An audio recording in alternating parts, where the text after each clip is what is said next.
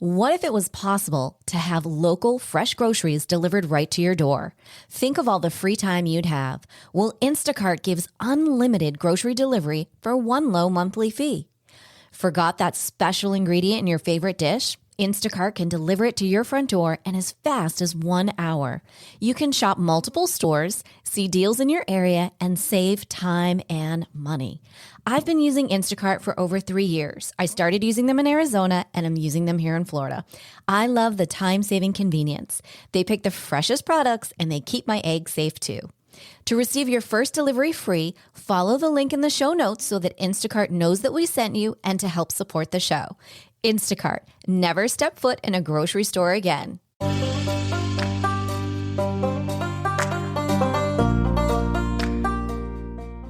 Welcome to Empowered Within, a soul-quenching, transformational podcast that will set your soul on fire through candid and inspiring conversations. Leading experts, celebrities, healers, and I share our journeys of how we've overcome challenges to living an empowered life from within. I'm your host, Jennifer Pilates. Welcome to another episode of Empowered Within.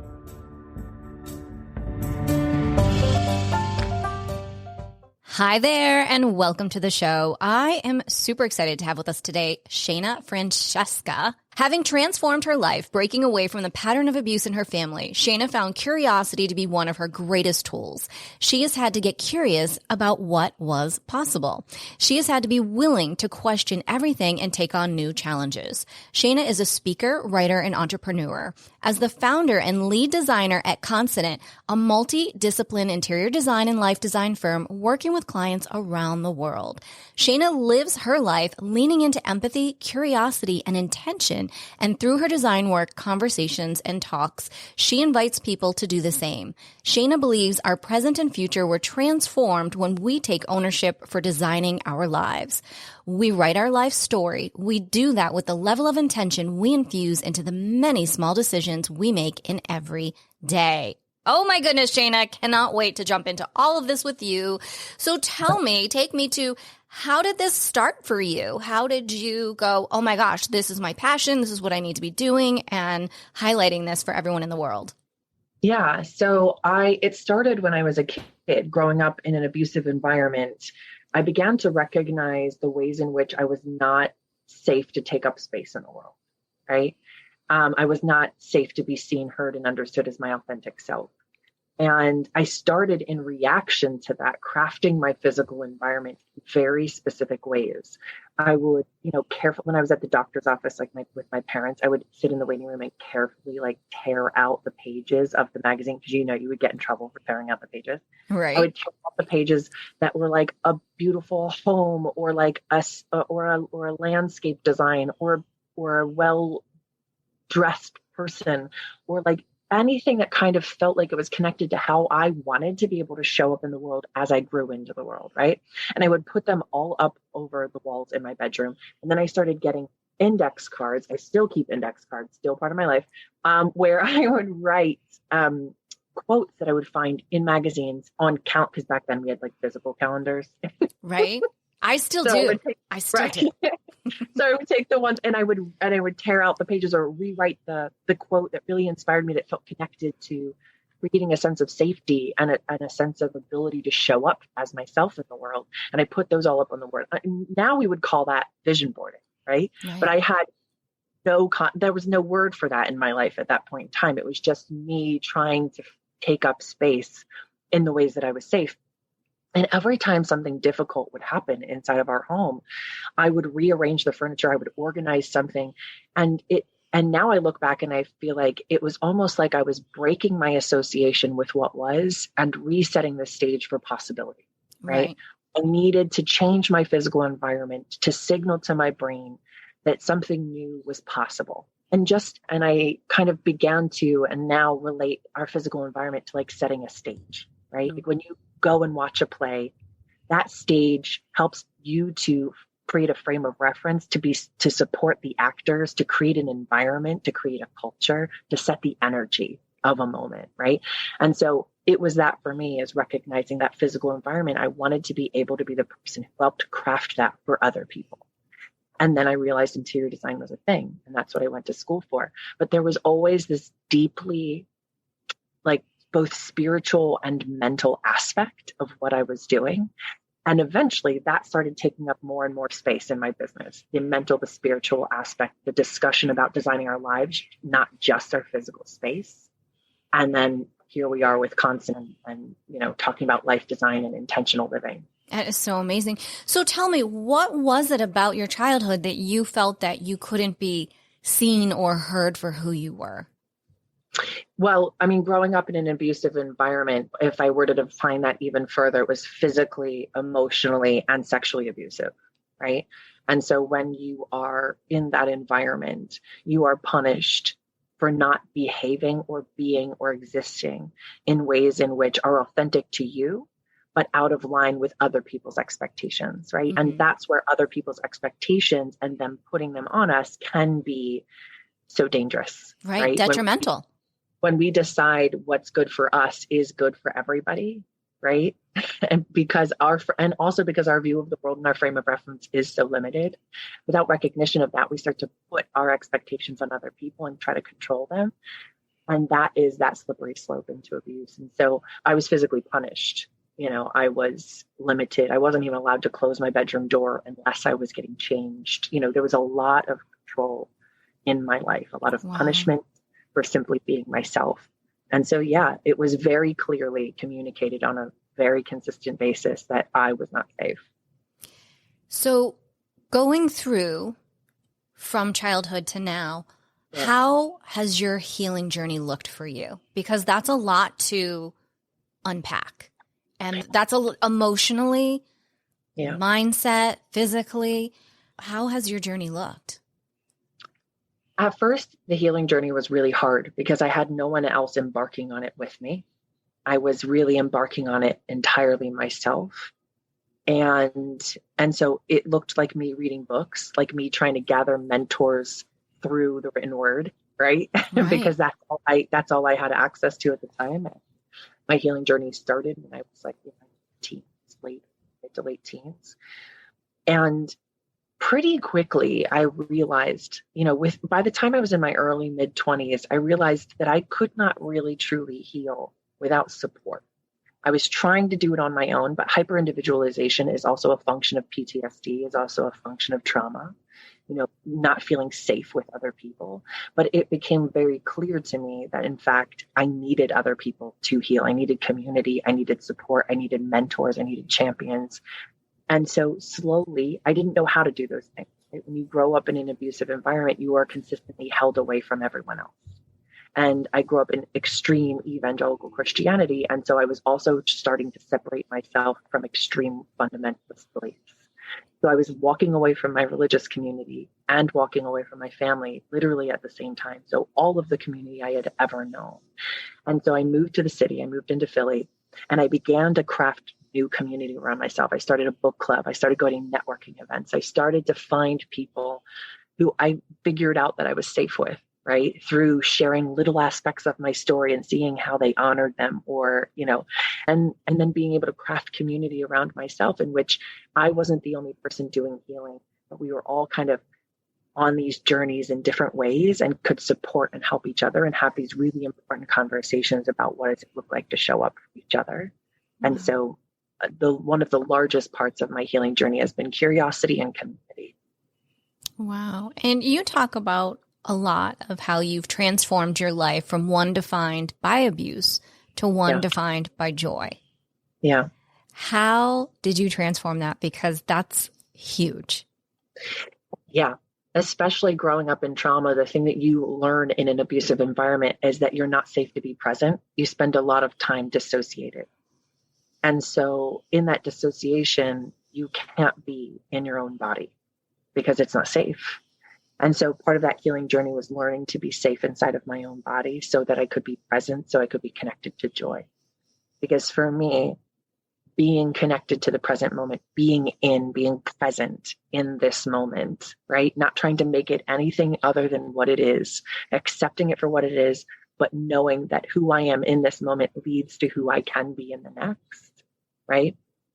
is where I find joy, where I'm grounded in that joy, just being able to be present. And so that's been that kind of progression of how did I get to joy? I found it safe to be inside of my own body. Wow. Were there any certain practices that you started or, therapies that help you to stay connected to joy and that keep you in that place? Yeah. So for me, staying connected to my body, and I think you'll truly appreciate this, being in my body had to be a practice. I started doing Pilates when I was a teenager. and being connected to the breath. It felt like the first time I learned how to breathe. And because you spend so much of your life when you are in danger, constantly holding your breath, literally, and literally holding your breath, unsure of what might happen in the next moment. And so practicing breathing, meditation, Pilates, all of these things really got me connected to my body so that I could, show up and be in my own body. But they became these practices where every time they kind of slipped away, I was like, oh, wait, we need to bring it. I need to bring it. That's what's centering me more than anything. Absolutely. I agree with you. I have those moments too, where I always like to test or life gets busy and then you're not, for me in my Pilates flow, but I agree with you. The breath work of Pilates is amazing. And it's more that I find that some people can't handle Pilates than the actual movement because you must be in your body in that moment. You must feel. And a lot of people don't want to feel what's going on. And that's really, I have found that quite a bit with clients. It's a huge deal.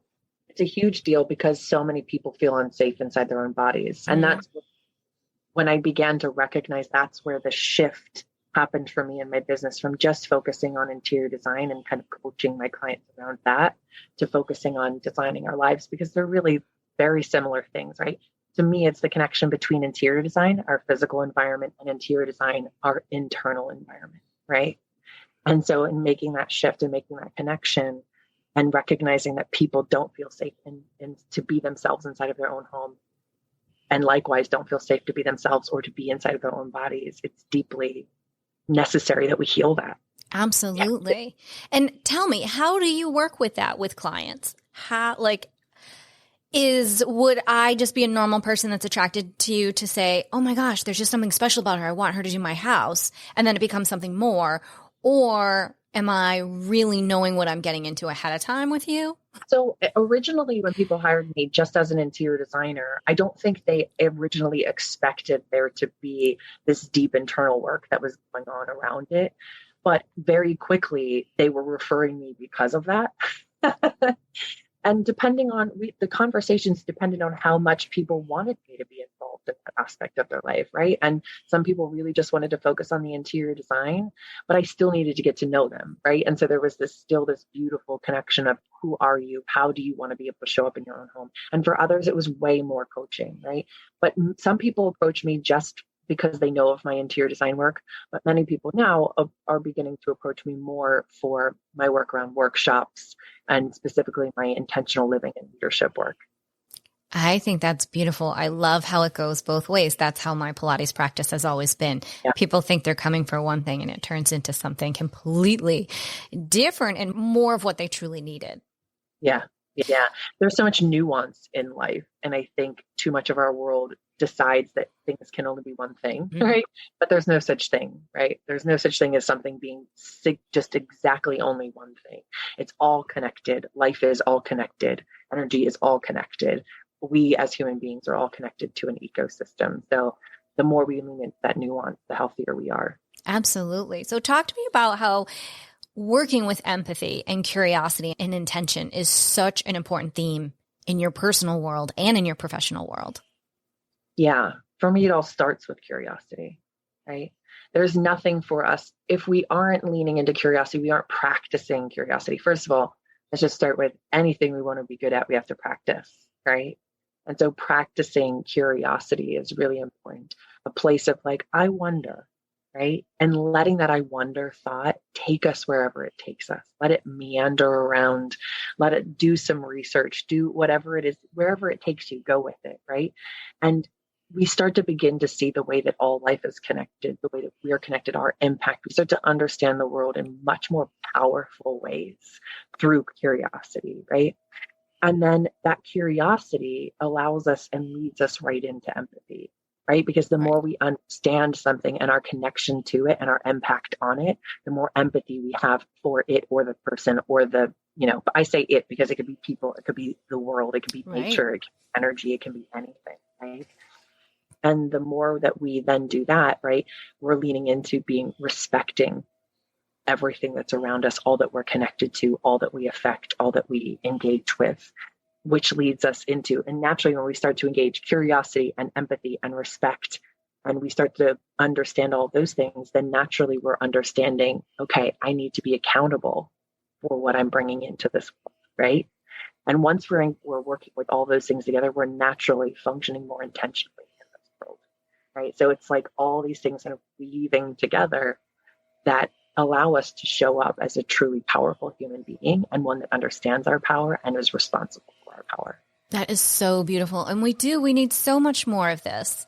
Like, I just keep envisioning you needing to like walk through even New York City and being like, I need to touch and fix this building and that building, because that's part of our environment, right? Like even in Jersey, I'm sure, like what we're walking around in, it affects so tremendously. I recently, it was a couple of weeks ago, and you're in Jersey, so I'm sure you heard about this. I don't know the name of the town, but it has to do with the Jersey Boardwalk or near there. And the town came together with their own money. They needed to redo the boardwalk from when Sandy came through. So they made a boardwalk into a cross. And the whole town is very great with that. And I guess there was a lot of people that weren't really great with that. But what that energy that they're changing, now there's so many people that are flocking to the area to want to see this and embrace it and feel it. Yeah. I think it's so interesting when groups of people come together and are doing something really powerful together, right? And I also think, of course, when there's a group of people who are feeling connected to something, that doesn't mean it's for everybody, right? So I just come back to that group of people can feel powerfully connected to that moment, to that thing, to that physical object, but other people don't have to. And I think embracing the fact that it is for some people and not for others, and living in that nuance is so important, because something can be really powerful for other people and have no connection to us ever, right? And it's really important for us to focus our energy on what is powerfully connected to. Right. I just wish we could get more of that throughout our nation, just in general, with people and places and things, and have more of that unity feeling, because we're here to be a community. We're not here to be divided and isolated. So definitely love everything that you're doing. So super excited. You published your first novel.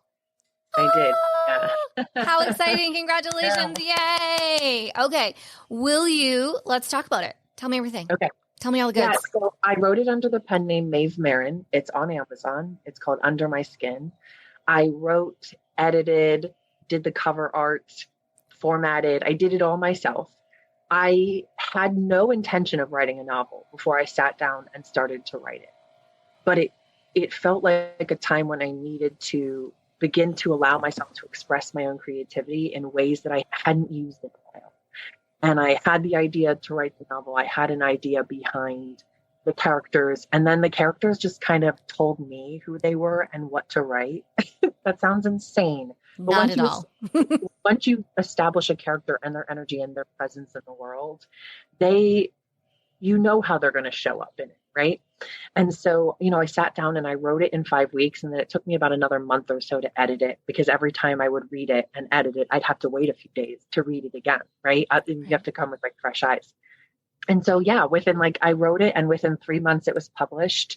And I started writing the second novel, but I've been focusing on speaking engagements. So like writing speeches and writing the novel is not coinciding also well right now. Maybe I'll get back to it in the summer, but it's so beautiful because, fiction connects to us in really beautiful ways, and being able to process the world around us through fictional characters. And what I loved for myself is that it was deeply therapeutic, because I could decide the outcomes. right? Terrible could happen and tension happens in the story. And then I get to reimagine how I wish that if I had gone through those things, that people in my life had showed up for me, right? And I could create this tension, but also create this community and this support around the characters. And so it was a very interesting process. I highly recommend it. I love just like everyone should write a novel. Right. Well, I mean, maybe not for everyone, but like for so many people, I think whether they published it or not, right? I think writing. Yes. There's something about putting pen to paper that is deeply therapeutic. Yes. And it allows us to feel heard in a way and to articulate what we really mean in a way that I don't think happens the same way in verbal discussion, right? Or just in our using our words. So yeah, I already named and started writing the second novel. It's just a matter of like having the time to finish writing. This is so exciting. So I have lots of questions. So first, for those out there that might not know the difference between a novel and a book. Yeah. Well, so a novel is fiction, typically. Yeah. Novel is fiction. People will still call it a book. It's just book is like anything in written form that's bound, whereas a novel is specifically fiction. And sometimes it can go to length. Some novels are quite long. But yeah, it's a matter of it being fiction typically versus nonfiction. Okay. Next question. Why a pen name? Yeah. Oh, so many people ask me that. People know my pen name. It's tagged in places. I have it on my LinkedIn profile, so I don't hide from my pen name. The reason why I wanted to have a pen name is number one, because I loved the imaginary part of writing the novel. And I was like, if I could reimagine myself too, right? and be part of this creative journey, I think that would be fun. But also because I work with, the CEOs and leaders of companies and leaders of teams and so on and so forth. I didn't want it to be a confusing message when people Googled me. I didn't want it to be like, is she a romance novelist or is she a coach? Right? Is she, am I hiring an executive coach or am I hiring a romance novelist? So to be able to keep those things a little bit separate, have that pen name, felt like the better way to go. Okay. Love that. So then my next question, you're kind of leading into it, is what is the premise behind our novel? The premise is two people who meet on a street corner in Philadelphia by accident and then start dating. And Aria is the lead female character, and she's smart and she's spunky and she's neurodivergent like myself. So I am autistic and have ADHD. I just imagine this kind of, quirky neurodivergent character. Because most of the time we write what we know. Exactly. Yeah. And Ethan is the main male character, and he's in real estate. And it's a really interesting journey for him to kind of understand what it is to show up in relationship, and for her to learn to trust, and for them to figure out how to build a life together and on their own terms. Oh, that sounds like so much fun. And now the next novel that's coming, is this a trilogy or is this completely new? Is this different? So so I'm calling it the Made in Philly series because there's a character in each book, and I have like notes on characters for like this book and the following book and the following book. But at least one of the main characters in each book have grown up, currently live in Philadelphia.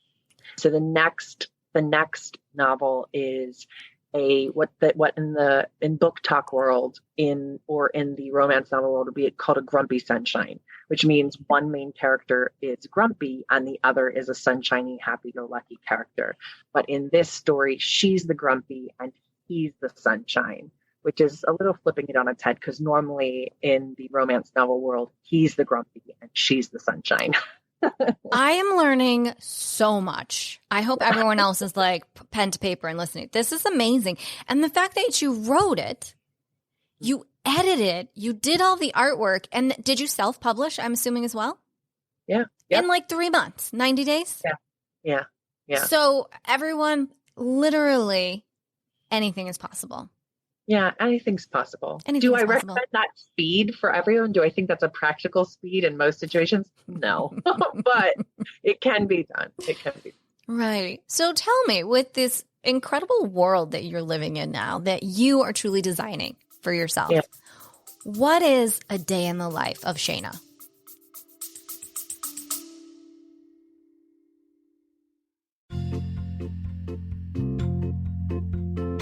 Are you ready to lose inches, increase strength, and tone your body from head to toe? Are you ready for a total body, mind, and spirit transformation? I am excited to announce that I am launching my exclusive 8-week Pilates Return to Life training program.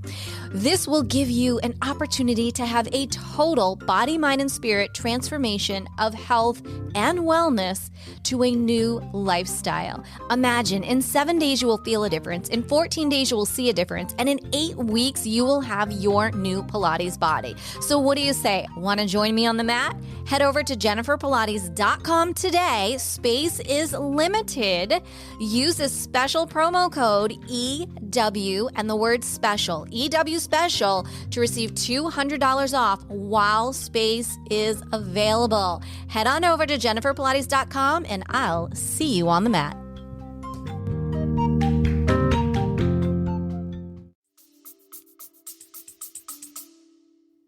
Oh gosh, it's a great question. I get up, I make myself a cup of tea, set it on the counter, go meditate. Come back up. I love oat milk in my tea, whatever tea I'm drinking. For some reason, oat milk is just my favorite milk to put in a tea. I still drink regular milk, but oat milk is my jam.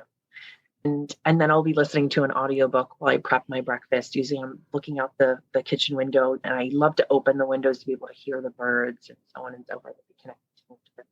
And then usually I sit out on the back porch, eat my breakfast, just try to be present. Or I'm also typically listening to an audiobook, something that's educating me, something that's helping to expand my worldview, but not always, not always. I love to mix in fiction. It's really important for our mental health, mix in fiction. Or like biographies. I just finished reading Spare, Terry's book. Okay, let's take a break here and just talk about that for a minute. Yeah, I loved that. I loved the book. I thought it was at times fascinating, at times hysterical, because he talks about his private parts for like a whole chapter. Oh, a whole chapter. I had heard about that. No, I haven't read it, but I heard that he talked. I didn't know a whole chapter. It's like woven in. It's not, the whole chapter is not entirely about what he calls his Todger, but but there's a lot about it. But here's the thing, it's kind of a cliffhanger because he never tells us if it was completely okay. Like in the book, he never comes out and is like, well, it's completely healed now. But he tells us the whole journey of like what happened, the difficulties with it, so on and so forth. But he never tells us if it was fully healed. So we need to call him and we need to ask him about his penis, is what you're telling me. Right. 100%. I'm like, is there going to be a book too where he tells us it's okay? Like, Megan, what are we working with? Seriously, like I'm thinking if a whole chapter is about your penis, how big are we? What are we working with here? But I also just need to know that it's okay, right? Because then I'm deeply invested in the fact that like it got hurt. He had to go to the doctor a lot. He was in a lot of pain. He could barely walk sometimes. And then you're like, but is it okay now? I just need to know if it's okay. Right. Are you okay? How did this affect you when you were in the military? Was this after the military, before the, like? Right. Well, he does kind of mix it. Okay. Like he does know, you do know through the story, like where it was, sequence of things, but his military service, all these different things. I mean, I think it was, I would say probably for him, deeply therapeutic to have his side of the story told as he wanted it to be. I'm sure. Oh, 100%. Because I think for the first time in his life, he's like, I'm going to tell my story my way. Right. And I think that has a voice. Oh, how interesting. Yeah. Okay. Now back to the day in life, the day of Shana. So I'm usually listening to an audiobook of some sort. And then like taking a shower is a deeply therapeutic thing for me. It's very much almost a stim for me. So I love to listen to a really powerful song or songs, something that reminds me of who I am and helps me to get into my body. I love shower dancing. Please only do it if you can do it safely. I have a textured bottom to my shower, so I'm not going to slip and break my neck. I love dancing in the shower. So I do that. And then I usually kick off my day, right? And I get a couple of hours of work done. And then usually around lunchtime or just after, I go on a nice long walk for like an hour and just connect with nature. And my favorite thing is to be curious when I'm on a walk and to be like, oh, you know what? There's this plant. Like the other day I was walking, I was like, oh, look at all the poison ivy sprouting up. You know what? I'm going to look and see, what is poison ivy's role in nature? What is its role in an ecosystem? how does it benefit us rather than us thinking of it as simply something we can get sick. And it only grows in very specific ways. By the way, anybody listening to this, Google what's the benefit of poison ivy? What is it? What role does it play? It's really fascinating. And so I do that. I'm connecting with the world around me in a variety of ways and stirring up and practicing my own curiosity. And then I'm finishing working, and usually evenings I'm at a networking event or with girlfriends or some way to connect with other people in a way that feels restorative for me, because I'm giving out all day long, right? So I need to do things that then are helping to bring that energy back to me. Right. What is your go-to for when you are feeling misaligned and you know that you need to, like what you're speaking of, you've got to fill your cup? What is your go-to? Typically alone time or time with one girlfriend, right? When I'm really going through it, sometimes it's overwhelming to have a bunch of people, especially for me being autistic. Like I need to verbal process, and I need somebody who understands that and is willing to go on that journey with me and has the space for it, right? So there's always consent in this. And it's something that powerfully transforms my relationships, is checking in with girlfriends and seeing, do you have the space right now for me to be able to talk this thing through with you and to be able to process this thing, right? Because they might be at their wits' end in their own life. And then that's no good for the two of us, right? So making sure and checking in with somebody before I just launch into an important conversation or just assume that we can grab a bottle of wine and we can have this long, deep conversation. Maybe they just wanted to keep it light and friendly. And here I'm wanting to process something difficult, right? And so I think it's really important to set expectations and ask for consent when we're launching into difficult, complicated, or long-winded conversation. Absolutely. I think that is so important. And I applaud you for doing that. More people need to say, this is what I'm needing, hashtag venting or hashtag I need help with an answer. Yeah. So do you have the space for that? And then being able to go ahead and process and really spend time. But sometimes I just need a cup of tea and a warm blanket and to turn on Netflix and to just remind myself, it's like, I also have this funny practice. Like once a week or like at least a couple times a month, I intentionally watch something or listen to something or engage with something that makes me laugh for at least an hour. So it might be a stand-up comedy show, or it might be a comedic movie, or it might be a book written by a comedian, right? Whatever it is that reconnects me, because laughter is so healing, right? And so making that a part of my life it's fascinating, because when I tell people, I'm like, today is my day for laughing. I'm like, what? But it's a really important practice for me. And I think would be for so many people, for us to reconnect to that joy and that laughter. Absolutely. Oh my gosh. I could talk to you all day, Shana. Like we could go on for hours. We absolutely could. We absolutely could. But we are getting to this time in the show where I ask this one question. Yeah. What is something that almost no one knows about Shana? Well, so I was a semi-professional salsa dancer for 4 years. Oh so a good portion of the world, some people know that. There are thousands of people in the world who know it, but not who know it through my work, right? Like if they just know professional me, they would never, ever know that so from the time I was 26 till the time I was 31, 32, I competed and performed salsa. Yeah. I love the salsa community. I love salsa. I know people all over the world because of it. I love it. It was also part of my embodiment practice. Yeah. How beautiful. That sounds like so much fun. Oh my gosh. I have not salsa'd in so long. I learned in Sayulita, Mexico with this little gentleman who taught all my girlfriends and I. He was so sweet. Yeah. That's where we salsa'd. There's something so incredible about it. Martha Graham said it so beautifully. She said, the body says what words cannot.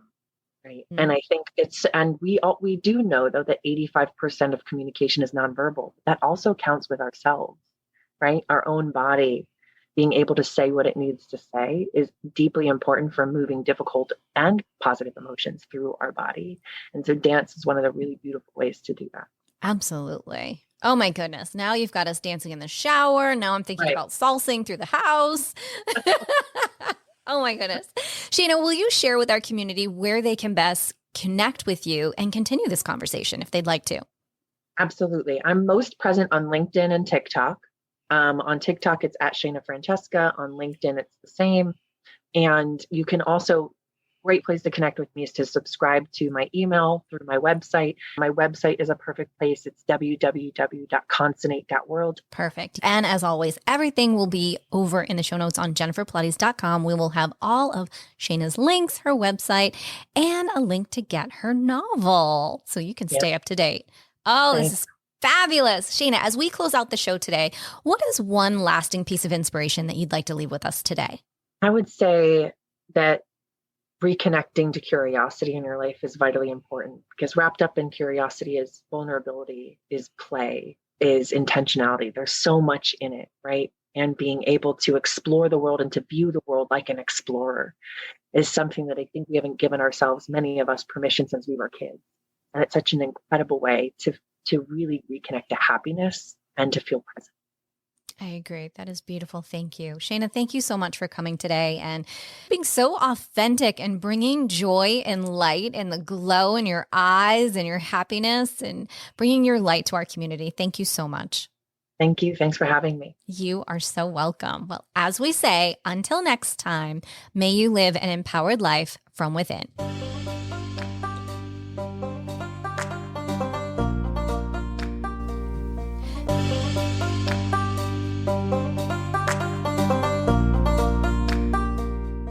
Thank you so much for tuning in to another episode. Please remember to rate, review, and subscribe to Empowered Within with Jennifer Pilates.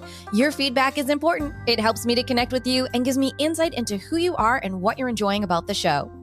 For today's show notes and discount codes from today's sponsors, head over to jenniferpilates.com. Until next time, may you live an empowered life from within.